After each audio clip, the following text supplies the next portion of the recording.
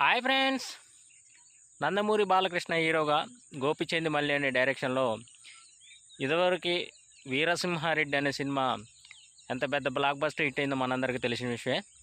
ఇప్పుడు వీళ్ళిద్దరు కాంబినేషన్లో మరొకసారి మన ముందుకు రావడానికి రెడీగా ఉన్నారు. అది ఒక సోషియో ఫ్యాంటసీ కథతోని 300 కోట్ల భారీ బడ్జెట్తోని ఈ సినిమాని తీయాలని చెప్పేసి కొన్ని రోజుల క్రితమే పూజా కార్యక్రమాలు కూడా స్టార్ట్ అయ్యాయి.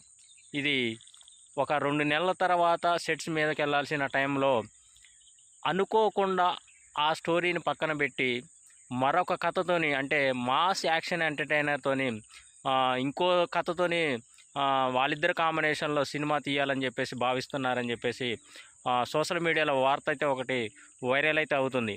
మరి ఆ కథను పక్కన పెట్టి ఏరే కథతో మన ముందుకు ఎందుకు వస్తున్నారో నాకైతే అర్థం కావట్లేదు.